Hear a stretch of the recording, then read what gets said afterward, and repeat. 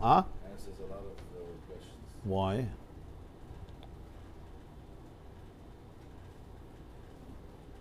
About Torah, you mean? The explanation this morning, the Torah is a motion. Oh. It's Questions. yeah. The kitchen is so rice and chazi. How do we understand it? So we always say, people will say that the Torah is the living guide that Hashem gave us, how He created the world. That's like people put it out. It still depends on the Havana. This, for me, kind of. Yeah. Go back to my son and continue to argue.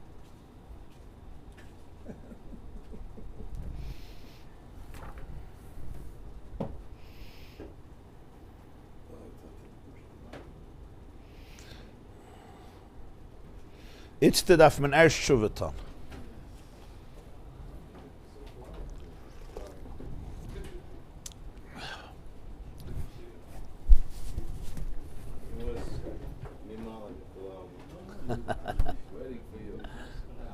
He was with us. He was with us. The only difference is that we don't hear his comments because he keeps them to himself. You say, I tell you the truth. I know you comment, but it's only to I tell you. you the truth. Your one statement was incorrect because you said that Only one? only one. Okay. And you said Shang it. that you have that somebody told you that you have bugs Oh, and you see everything. But the truth is, we have bugs in your head because you're answering exactly the questions we have every day. So Okay. that's the truth. okay. So it's like it's so connected that I had a question today and you answered it. Wow. Okay. I was not even present physically. Okay. Lenny, you don't have to wait here a few weeks to be able to give comments. You can jump right in. You know what I mean? You already established your presence years ago. You could just jump in and argue. Better to be silent and thought a fool than to open your mouth and revolt out. Very good. Well, all you can, yes, all you can say is, which always sounds intelligent, is, I disagree. That's it. You don't have to. Okay, Chevra. Kuf Chaf Aleph Amud Aleph. I knew that I was going to be, if I'm going to start, we're going to work an hour late. So this way I knew. Okay. Welcome now and welcome earlier. Thank you. This is the last mission of Maseches Pesachim. Kuf Chaf Aleph Amud Aleph. Beirach Birchas HaPesach Potter Shal Zevach. Beirach Shal Zevach Loi Potter Shal Pesach. Divrei Rabbi Yishmael. We all know that before you do a mitzvah, you make a bracha. This is an institution of the rabbis called Birchas HaMitzvahs. We put on tefillin, we make a bracha l'niach tefillin. We put on tzitzis, we make a bracha l'satif b'tzitzis. We light Chanukah candles, and we make a bracha l'hadlik ner shel Chanukah. When we eat the Korban Pesach, we also make a bracha.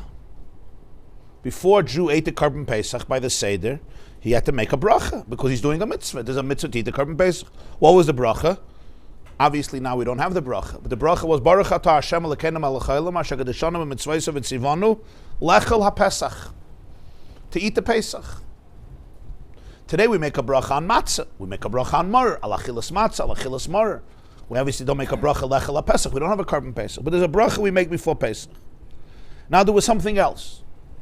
Very often, remember, with Pesach, there's a halacha that you have to eat it when you're satiated. All the karbanos, the pasuk says in Parshas Kairach, were given to Aaron HaKohen lamashcha. Lamashcha means as a royal gift. It was part of his royal status. So from here we learn that when a Jew eats a korban, it has to be in a royal fashion. When kings eat, they don't eat gluttonous. They're not gluttons. They're not starving. Because remember, in ancient societies, starvation was very, very common. To have a meal once a day was a plus. To have a meal twice a day, you were like, wow. To have a good meal twice a day. Food, we don't understand it, Baruch Hashem. But the king, when he eats calmly because He's not like crazy about the food. It's not like he didn't eat, for 2 days. The Korban Pesach has to be eaten with that sense of royalty.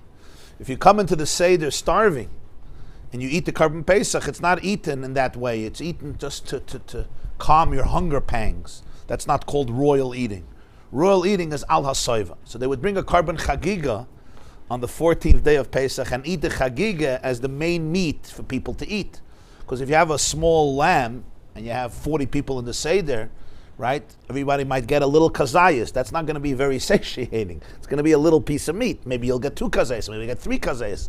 So they would eat the Korban Chagiga in order to first have some level of satiation. Satiation doesn't mean you're overstuffed, because then you're eating the Korban Pesach, it's called achila gasa. You're not supposed to eat it that way. That's not called eating. Soiva doesn't mean you're stuffed, like what we call soiva, you can't breathe anymore. Soiva just means that your hunger pangs are not irritating you, and you eat in a more royal, aristocratic fashion. Instead of you serving the food, you becoming subject. Instead of you submitting to the food submits to you. Yeah. It's hard for us to understand. We live in such a different culture today.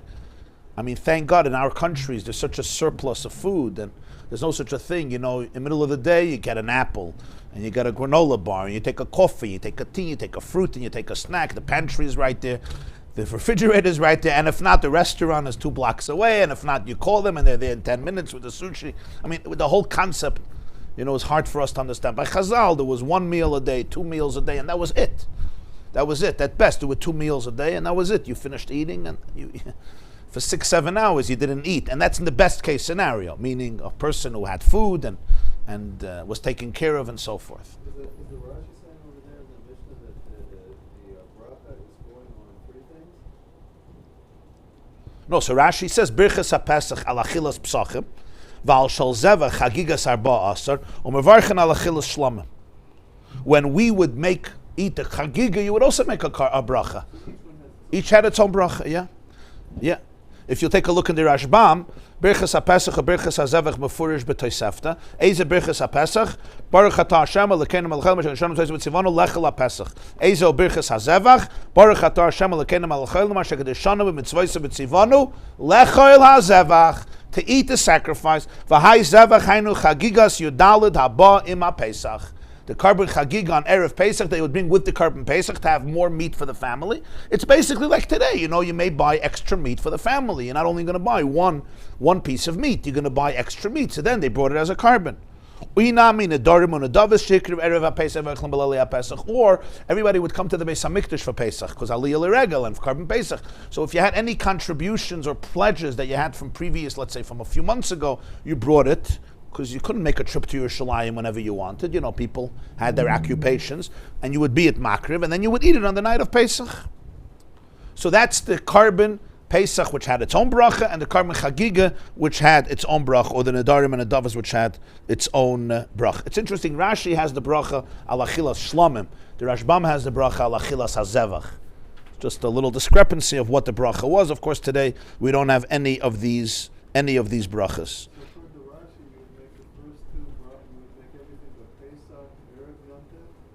So by the Seder, you see there's a mitzvahs aseh to eat the Korban Pesach. There's also a mitzvahs aseh, there's a biblical commandment to eat the meat of any karbanos throughout the entire year, whether the Kayan eats it or the Yisrael eats it. But when I'm eating a korban, I'm fulfilling a mitzvah. Because if Hashem said this is for you to eat, so when I'm eating and I'm doing a mitzvah, I make a bracha before I do it. Just like before I eat maror, I make a bracha. Before I eat matzah, I make a bracha. Before I eat a korban a whole year, I make a bracha. So by the night of Pesach, I'm also making 2 brachas. One on the Korban Chagiga, or the other karbanos that I'm eating, and one for the Korban Pesach. Rabbi, in the beginning of our Psachim, where Yeah. it says, "Son of Mencha lo yafa Adam," Yeah. right? So they should have a taiva. Yeah, by the Seder. Right. So you have to have a taiva from matzah. Right? Yeah. So you're even if you're ravenous, like you're a poor person, so you have to have a taiva. So now we're saying though, when it comes to the Korban Pesach. that you shouldn't be so Right. hungry for, Yeah. right? So you have a 2-pronged strategy here. You have to be very hungry going into the matzah. Yeah. Very good question. Satiate yourself from the matzah. Excellent. Not too much. Excellent question. Because you have to eat. Yeah. That's a question. What they called satiation is not what we call satiation. We call satiation, you go to a restaurant, you eat 9 courses, and you come home not breathing. You know what I mean? You don't have to eat for 3 days. That's not satiation. That's called fressing. It's called achila gasa. Right? Not only that, on Yom Kippur, you wouldn't be over for achila gasa. Right? If I eat a sudah hamafsekas right before Yom Kippur and I stuff myself, and then the night of Yom Kippur I eat, I'm not transgressing. Because it's not called eating. It's called vomiting. No, really, that's what the Rishonim say. It's achila gas. It's like a disgusting food. It's like you're stuffed up. You don't have place anymore. It's not called eating. Eating means actually you're doing an act to benefit the body. We don't realize that. Eating means you're actually trying to help your body. A lot of eating today is not about that. It's boredom, it's depression, it's addiction. I'm not trying to help my body. I couldn't care less about my body. I already ate, you're full. Ask your body's fine. Your body wants to go do something else. No, I have to eat more. Why? Because I see the food. I'm saying that's not eating. That's a different avodah. That's called soothing yourself psychologically from the stress. It's not called eating. Huh? You have to be careful with these things. Achila gas is not a desirable thing. Because it's not really good for the body. You're using your body.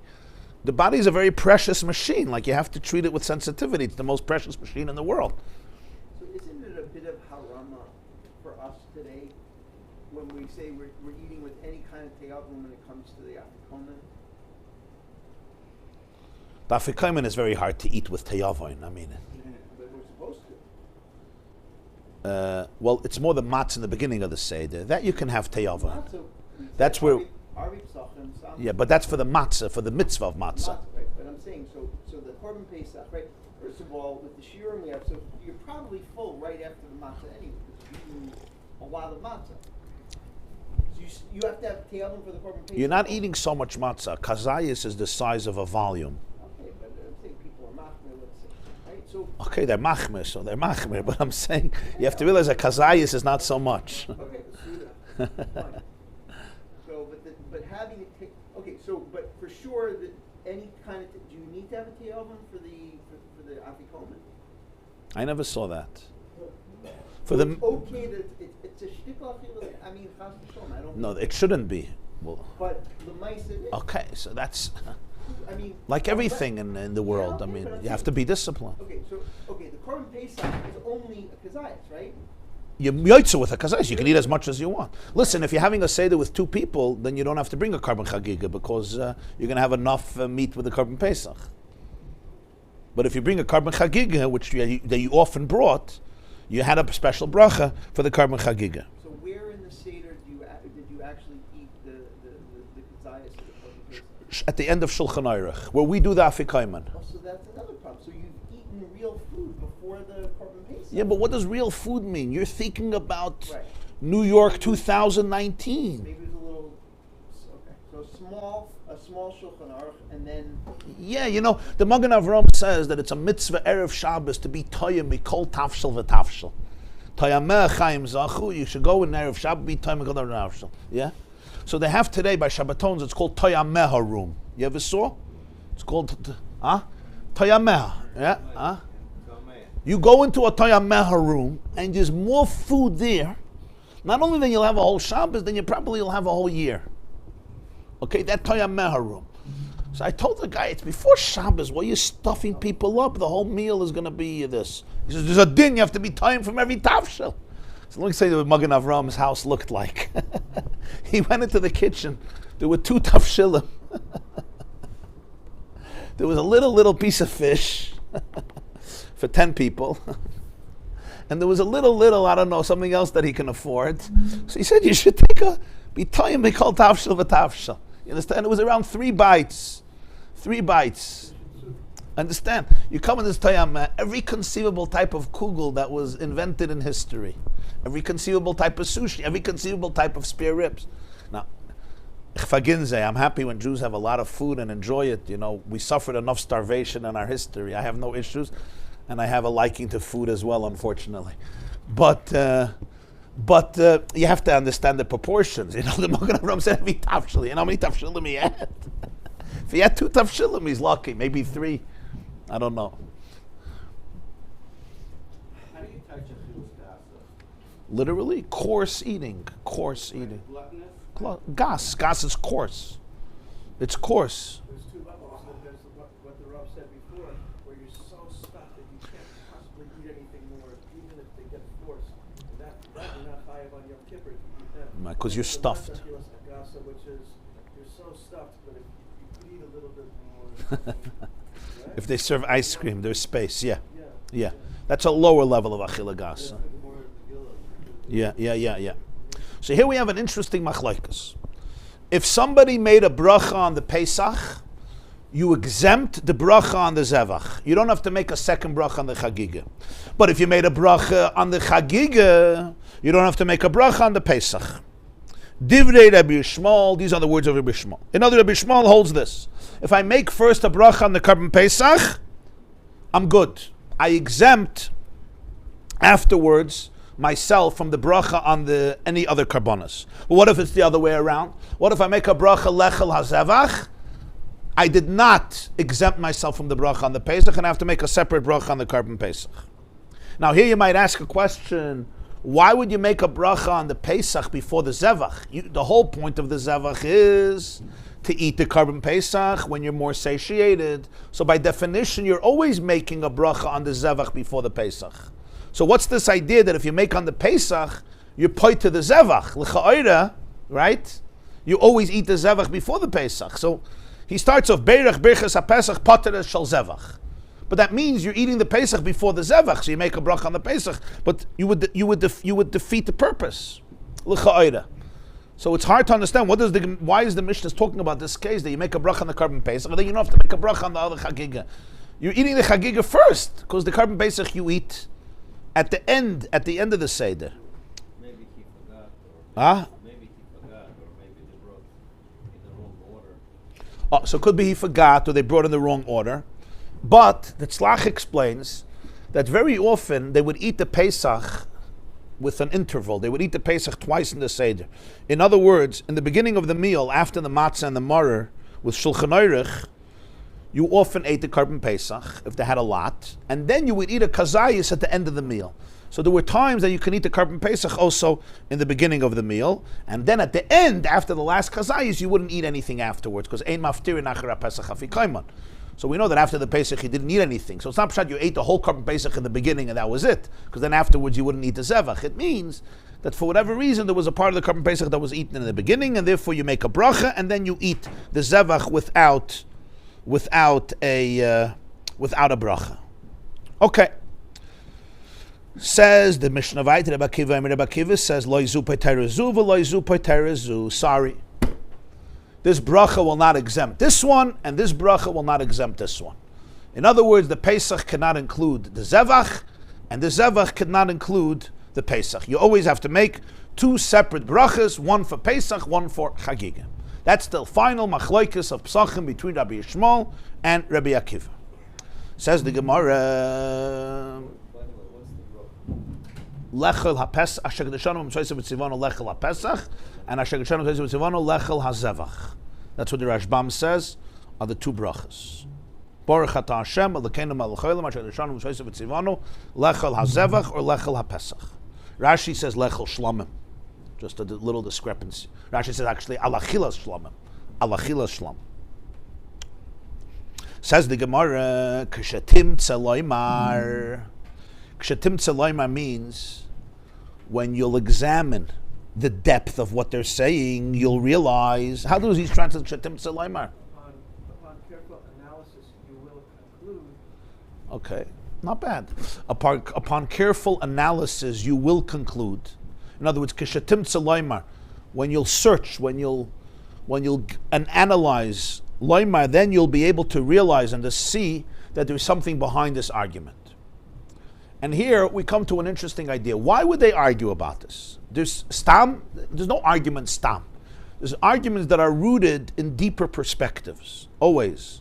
They're not arguing randomly. You say this, I'll say the opposite. There's something up there, there's something behind it. When you look into it, you'll realize the Divrei Rabbi Yishmael holds Zrika B'chlal Shvicha. Sprinkling is included in pouring. V'loi shvicha b'chlal zrika. But pouring is not included in sprinkling. Did I translate correctly to Baron? Okay. So sprinkling is included in pouring. But pouring is not included in sprinkling. L'divrei Rabbi Akiva, according to Rabbi Akiva, loi shvicha b'chlal zrika, v'loi zrika b'chlal shvicha. Pouring is not included in sprinkling, but sprinkling is also not included in pouring. Now you have to figure out this Gemara. And this is basically the core of their machlokes. What does this mean? What it means is as follows. Here we have to remember a basic thing about how karbonos worked. Every single carbon, as you know, after the carbon was slaughtered, the blood had to be poured on the mizbeach. I shouldn't say poured, had to be placed on the mizbeach. This is called matan damim. Matan damim means you have to give the blood, you have to place the blood, a certain amount of the blood of the offering on the mizbeach, and that's not a side thing. That is actually what creates the atonement. That is what finalizes and it brings the carbon to fruition, even if there are things that happen afterwards. But getting that blood on the mizbeach, that's vital. That's essential. However, is that in the keli when it's played? However, if you read through Chumash, Parshas Vayikra, Parshas Tzav, other karbonos, you'll see that the Torah almost always speaks about putting the blood, but it uses different terminology for different karbonos, how you get that blood on the mizbeach. In other words, different karbonos have different rules. We're talking about the sacrifices that were on the outer altar of the Beis Hamikdash. They have different rules how you get the blood on the mizbeach. Example, a carbon chatas, a sin offering, was unique. What happened? The kohen would dip his finger into the vessel that had the blood, because he would always receive the blood in a vessel, dip his finger, and then he would place with his finger the blood on each corner of the mizbeach. We say this every morning. We say this every morning in the Siddur, right? Ezeho Mekayman, which is from Maseches Zvachim. Oh, thank you. That's fine. Okay. Any Siddur, just one. So Siddur. Every Siddur has it. There's no different nuschayos in this. Svart, Ashkenaz, all's good. So, yeah, this parak, there's no arguments, right? There's going to be an argument we're discussing, but not from this chapter. So this chapter speaks about chatoyos hatzibur v'hayachid, a carbon chatos. He'll say, right? Damon ton arba matonos al arba kronos. You need to place it 4 times on 4 corners. And he says, Ketzad olav hakevesh. You went to this corner, that corner, that corner, that corner. That was the carbon chatos. But this will not be repeated by any other carbon. Every other carbon is going to have a different category. This is uniquely the chatos. You took your finger and you put it on every corner of the 4 corners on the mizbeach. By all other karbonos, you didn't do it with your finger. You did it with the vessel itself. The keli itself became the instrument of getting the blood on the mizbeach. However, even within that, there's 2 different types. Even when using the keli, there's 2 different types. That's the difference of zrika and shvicha. Zrika means to sprinkle. Zoyrik means to throw, right? Like lizrok kadur, you throw a ball. You're basically throwing the blood. You're sprinkling the blood from a distance with the keli. And then there's something called shvicha, which means pouring. What's the difference? Most karbonos, for example, a carbon oila, a carbon shlamim, a carbon asham, a carbon bchar, not a chatos. We already dealt with a chatos. Chatos is with your finger. But all these other karbonos, most other karbonos, oila, shlamim, asham, bchar, the Torah says, v'zarku hakayanim es adam ala mizbeach saviv. Right, we say it every morning.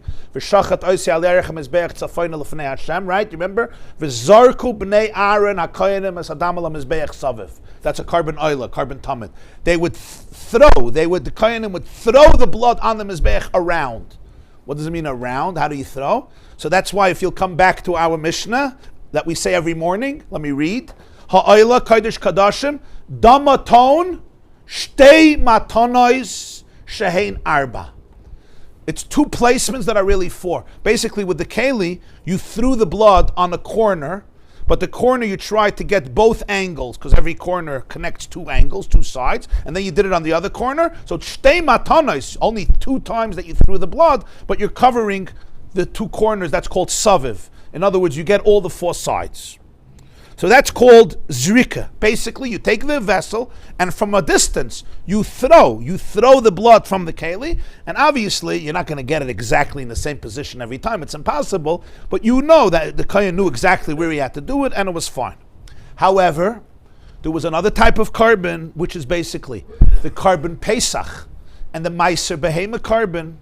Meiser Behema was you had to tithe all the new calves of sheep or goats or bulls or oxen, and the 10th one, right, you let it pass through a narrow entrance, and the 10th one became a carbon Meiser Behema that you would eat. We speak about it every morning, Habchor v'hameiser v'hapesach. So the Meiser Behema and the carbon Pesach, here the rule changed. What happened? There was a concept called shvicha. What's shvicha? Shvicha is the kohen would stand mamish by the mizbeach and pour from the keli on the wall of the mizbeach, and the blood would trickle down the wall and go downward, what's called to the Yesod HaMizbeach. That's what would happen. There was something called Yesod HaMizbeach. Yesod HaMizbeach means the foundation of the Mizbeach. Why do we call it the foundation of the Mizbeach?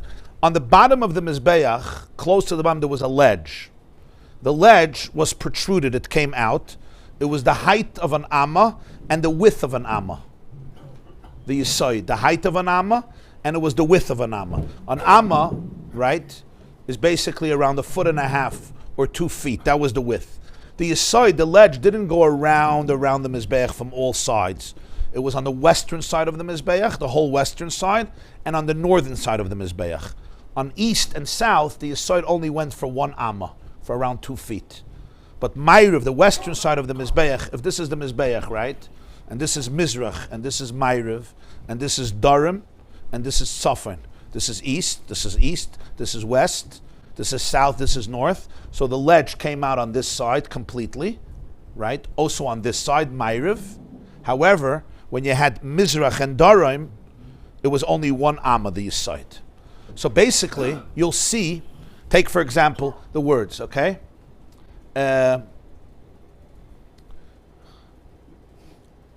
Shlomim, okay? Shlomim, damon ton shtei matanas shehein arba. A carbon shlomim, again, you threw your keli on the corner. You remember you said, oila shlomim asham char. So you had shtei matanas shehein arba, right? Toida el nazir, damon stone shtei matanas shehein arba. But now come to the Meiser and the Pesach, damon ton matana achas, uvilvad sheyitain keneged hayesoid. We say this every morning. It's good to understand what these Mishnahs mean. It's not just Chinese. So what are we really saying? The kohen stood near the Yesod of the Mizbeach because it had to trickle down into the Yesod. You understand? So he couldn't go to a place where there was no Yesod and pour it, and it would just go down to the ground. That wouldn't be good. Ubulvad sheyitin keneged hayesoid. You got to take your keli, go to the wall, and go like this, and let the blood trickle down through the Yesod. Some say even he had to stand on the Yesod, he had to stand on the ledge. Okay, that's an argument if he had to stand on the ledge or he didn't have to stand on the ledge. That's one shit that he actually had to stand on the ledge. Okay. So it's clear, right? So there's doing it with your finger, there's doing it with zrika, and there's doing it with shvicha. Okay.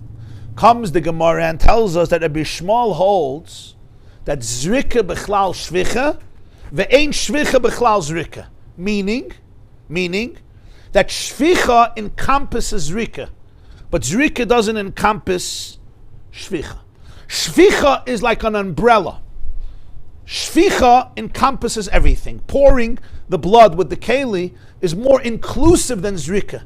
Zrika is just a particular manifestation of shvicha. So zrika could be included in shvicha, but shvicha can't be included in zrika, which means practically, what happens if a carbon that needs zrika gets shvicha? Instead of zrika, I do shvicha. I'm gonna fulfill the mitzvah. Because zrika is only a manifestation of shvicha. So if I do shvicha, I'm also good. That's pshat zrika bichlal shvicha. What about the other way around? let's say the carbon pesach, instead of doing shvicha, I do zrika, not good. Not good. This carbon didn't work. That's what the Bishmal teaches. So practically, it's a carbon oila, and instead of sprinkling the blood, I pour the blood, you're yotza. But if it's a carbon pesach, and instead of pouring the blood, I sprinkle the blood, I was not yotza. Also, just to emphasize one more detail, how you do it also depends on the number of times you put the blood on the mizbeach. Which means, whenever you do zrika, it's always 2 times. Shtei matanas shein arba, like we said, saviv. Whenever it's shvicha, it's once. You just pour it like this. You don't go to different angles and pour it. You pour it once. That's why you say damanton matana echas ubelvad sheyitin keneged yisoid. Make sure that it's on the dimensions of the wall that are going to be leading down to the yisoid. So therefore, we come back to the Gemara. Rabbi Shmuel holds zrika b'chlal shvicha, v'loy shvicha b'chlal zrika. Since the blood of the Pesach needs shvicha, but the blood of the chagiga, what's a chagiga? Chagiga is a shlomim. Shlomim needs zrika. So Rabbi Shmuel says like this: a carbon chagiga, even if it would follow the rules of the carbon Pesach, which is shvicha, it would be a kosher carbon. If I would apply the rule of the carbon Pesach to the carbon chagiga, it would work. Because zrika, bichlal, shvicha, that would work. But not the other way around. If I would apply the rules of the carbon chagiga to the carbon Pesach, it wouldn't become kosher. Because if I sprinkle the blood of the carbon Pesach like the carbon chagiga, it's not good. Remember, zrika, bichlal, shvicha. But shvicha is not bichlal zrika. So Rabbi Shmuel says, therefore I'm telling you that the brachos work in the same way. If I made a bracha al achilas haPesach, it encompasses the bracha on chagiga. But if I made a bracha on the chagiga, it doesn't encompass the bracha for the Pesach. I have to make a separate bracha for the Pesach. Is that pasha? I mean, that's like that's pshita. Okay. I mean, how could you possibly think that it's the Pesach, the essence of Pesach? How would you think something else would be? You won't see it. But I'm saying it's the ikr. The ikr of the whole Pesach is Korban Pesach. Maybe the ikr was a month. I think the Chagiga is more because it's taken more often in the year.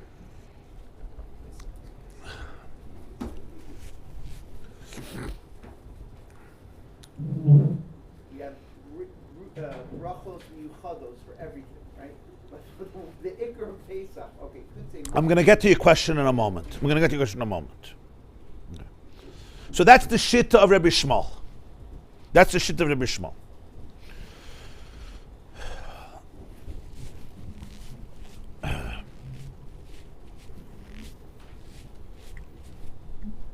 What does Rabbi Akiva say? Rabbi Akiva says, "Lo shvicha b'chlal zrika, v'lo zrika b'chlal shvicha." It's 2 completely different creatures. You cannot be yoytze the chagiga if you do shvicha. Zrika is separate and shvicha is separate. And nobody will become kosher if you apply the rules of the other one. So therefore, since the blood of the Pesach and the Chagiga are not inclusive one of another, so therefore by the Seder, the 2 brachas are separate, one doesn't include the other. So if I make a bracha lechel HaPesach, I still have to make a separate bracha, even if they bring out the Chagiga a minute later, and even if it's on the table already, I have to make a new bracha lechel HaPesach. It's like a different type of food, it's a different creature completely. They're not unified by that theme.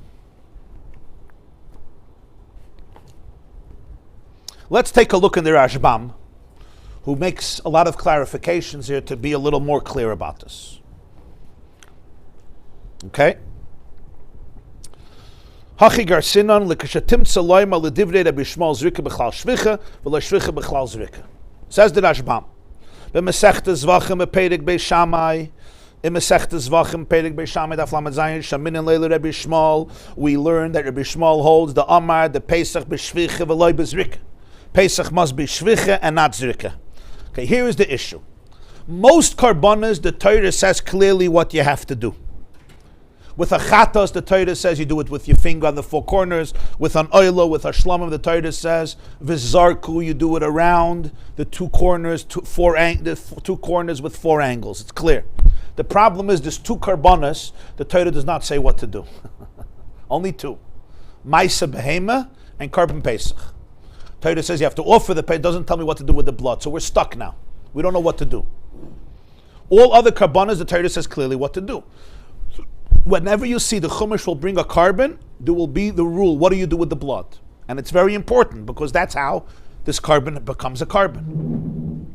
But not Maisa Behema carbon Pesach. In fact, the Torah doesn't even say that you do anything with the blood. So what do we do with this? What do we do with this? So that's what the Rashbam is saying. There's a Gemara in Masechtes Zvachim Daf Lamed Zayin, quoting a Braisa.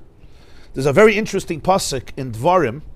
The pasuk says, "V'dam zvachecha yishafech al mizbach Hashem alekecha." The blood of your, it's very generic. The blood of your sacrifices should be poured on the altar of God. The word is yishafech. What does this teach me? That all karbanos need blood on the altar. V'dam zvachecha yishafech. You could say, okay, a Pesach doesn't need blood on the mizbech. Don't make a new halacha. But there's another pasuk that says every sacrifice, the blood has to end up on the mizbech. There's no exception. V'dam zvachecha yishafech al mizbech Hashem alekecha. So Rabbi Shmuel learns that even Pesach and Maisa Behema need to go on the Mizbeach. And the term is Yishafech. So Rabbi Shmuel says from here we see that Pesach and Maisa Behema needs to have Shvicha, not Zrika. Because the source of them is that generic pasuk, V'dam zvachecha Yishafech etzel Mizbech Hashem alekecha. That's it. That's what the Rashbam is saying. Take a look. The Tanya Rabbi Shmuel Leimer, Mitoich shenemar. Mitoich shenemar. Ach b'chor shoir v'goymer lamadnu l'b'chor sheton matan dam v'imur l'gabi mizbeach. It says by b'chor shoir that you should sprinkle the blood as damam tizroik. So we know that you need to put it. But ma'isru pesach minayin Talmud loyma v'dams v'checha yishafech. The ilu l'shar karbonos loy tzarich the bekulu ksiv zrika. But here we don't know what to do, so we learn out from yishafech. V'hashta the kamer Rabbi Shmuel the pesach b'shvicha.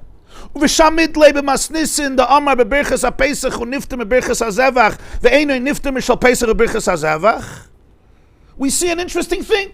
He holds Pesach as shvicha. He also holds in the Mishnah that Pesach is yotzeh the other carbon. So now you could say emor meyato. So from here we're learning a gewaldige word. Hanitonin bezrika kegoin shar zvachim shenitnu b'shvicha ke-Pesach yotzeh. If you did shvicha, you're yotzeh. Kedetanya behedya perik beishamai minayin linitonim bezrika shenosna b'shvicha yotzeh Talmud loyma v'dam zvachecha yishafech. Rabbi Shmuel holds, since it says v'dam zvachecha yishafech, we learn from it that any carbon, if you do shvicha, you'll be good. Aval hanitonim b'shvicha gein Pesach shenosna b'zrika kishlamim v'chol shar zvachim lo yotzeh dumya debirchas Pesach v'azevach the ka'amar nabi Rabbi Shmuel b'masnisin kai gavna. What he says in the Mishnah concludes and helps us understand that according to Rabbi Shmuel, he would hold this word that's zrika b'chlal shvicha, but shvicha is not b'chlal zrika. So why don't they always do shvicha for all the karbonos? So 1 second. So in other words, no, because it says clearly zrika. But Rabbi Shmuel holds if you didn't follow the rule and you went to shvicha, so you went from the prat to the klal. You went from the individual rule and you went back to the umbrella rule, so you're good. In other words, since Rabbi Shmuel holds Pesach needs shvicha, and we see here Rabbi Shmuel holds that Pesach is poite birchas hazevach, so it's logical to assume that the two ideas are dependent on each other. They're both connected. Why are they both connected? Because Rabbi Shmuel holds that a carbon that needs shvicha, you're not going to be yotzeh zrika. So through zrika, so birchas hazevach can be poite Pesach, but the other way, yes. It's very not logical, because if zrika is a special case, it's a prat, right? Shvicha is also a prat, because you can see that klal shvicha doesn't apply to carbonos that require zrika. Okay, very good. Why would Rabbi Shmuel say zrika b'chlal shvicha? Why? So the Rashbam says, because it says v'dam zvachecha yishafech, which teaches me that everything could have shvicha at the end. All the karbonos you could do through shvicha, even if you need zrika. As the Rashbam quotes the Braisa Maseches Zvachim. There's one problem here. Tosfos asks a gewaldige question. According to Rabbi Shmuel, the pasuk v'dam zvachecha yishafech is used for the carbon Pesach and Maisa Behema. So how could you use that carbon to teach me that all the karbonos can have shvicha? That pasuk is already used for the carbon Pesach and Maisa. So how can you use the same pasuk to teach me that all the karbonos need shvicha? You're already using up the pasuk to teach me that Maisa Behema and carbon Pesach need shvicha. That's a gewaldige question. So therefore, Tosfos Tainas, a very interesting word, and that is that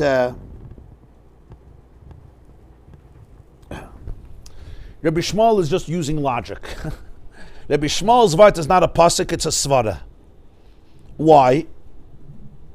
He says, Zrika b'chlal shvicha is not a statement of religious belief or based on a biblical verse.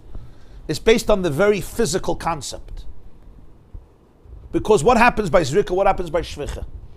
When I'm shoifich, I have complete control where the blood is going. I come to the wall, I go like this, I know it's going down the wall, all the way on the side where it has to go. There were crevices where the blood would go down. When I do zrika, I'm much more vulnerable, right? I throw, so part of the blood may end up in different places. When I do shvich, it's very close. The blood is dripping down the wall of the mizbeach until it reaches the side. When I throw, part of it could fly off the wall, right? Jump off the wall and end up somewhere further from the mizbeach. So therefore, Tosfos says, Rabbi Shmuel holds, if you do shvicha, it's more inclusive than zrika. You accomplished everything you did through zrika already through shvicha. That's what he says. Since it's mikarov, it's close, so it's better than mirachak. So when the Torah says zrika, you do zrika. You don't have to be a oibechachem. But if you did shvicha, Rabbi Shmuel holds that shvicha is already koil zrika because it's a better form, so to speak, of zrika. Zrika is like a fraction. It's shvicha on a lower level, so to speak, from a more distance. Shvicha is basically more precise, where zrika is very... Shvicha is precise, and zrika is more, it's more distant, so it's a little more random. That's what he tainas. Rabbi Akiva disagrees. Rabbi Akiva says zrika is not b'chlal shvicha. The Rashbam continues, L'divrei Rabbi Akiva. Kedamrina nami b'masnisa gabi berchas hapesach v'azevach she'ein zu poiteres zu. He says clearly the two brachas don't include each other. Rabbi Akiva nami savar the pesach b'shvicha.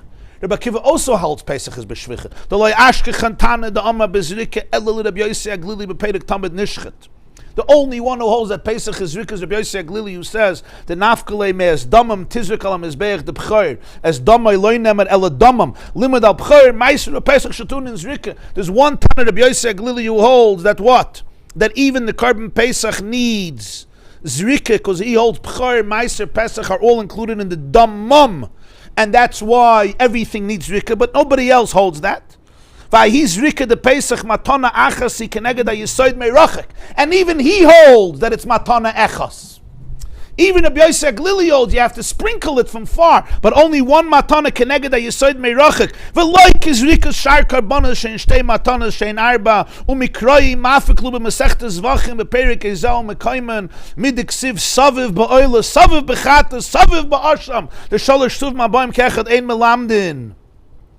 Zrika meiracha ikushtei matana shein arba upesach matana achas meiracha kedepedishus.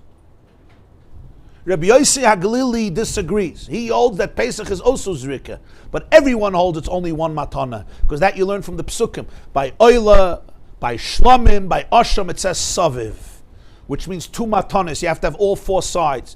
It's three Psukim, and Ein Melamdin. They can't become an archetype for others because it's Shloisha Ksuv Mabayim Ke'echa that are Ein Melamdin, and therefore Pesach is not included in that. So Pesach is only Matana Echas, whether it's Shvich or Zrika. That explains in Ezel Mekayman there's never Machlokes. It does say in Ezel Mekayman by Pesach Daman Ton Matana Echas, because nobody argues about that. But it doesn't say you have to do Shvicha, because that's an argument. This Perik Ezel Mekayman only includes ideas with no arguments. How do you do Pesach is an argument. Rabbi Yossi Aglili holds Zrika. Everybody else holds shvicha, but everybody holds it's one matana. So Pesach is anyway always different. Either it's shvicha or zrika, but it's only one matana keneged. You said either you do it from far with a keli or you do it from close. So that's the shit of Rabbi Yossi Aglili. That what? That even Pesach is zrika, but he is the only one. Everyone else holds Pesach is shvicha. We assume Rabbi Akiva also holds that it's shvicha. Shvicha mikarev oimad ala yisoid v'shoifech sham. Bekulu karbonas ksiv zrika levad mechatos shemat noisein be'etzma lakronas kediksivi kroi. By every carbon besides Maisa Behema and Pesach, it says zrika, so it's no question. By chatos, it says clearly with your finger on all four corners. The only two questions is Maisa Behema and Pesach. Rabbi Yossi Aglili learns it out from Chor that it also has Zrika. Everybody else says it's Shvicha. And therefore we say Rabbi Akiva learns that it's not included in the Zrika, the Shvicha, and the Shvicha is not included in the Zrika, and that's how we're explaining the Mishnah here, where Rabbi Akiva separates the two karbonos and says they're not connected. One bracha doesn't include the other bracha. Rabbi Shmuel disagrees and says one bracha of Pesach does include the bracha. What's the logic? So the Kshatim Tzalem, when you look into it, the Gemara is saying it has to do with a deeper machloikas that we're assuming they hold also about the karbonos themselves in the Beis HaMikdash, how you apply the blood to the Mizbech, and that translates in the Seder the relationship of one carbon to another carbon.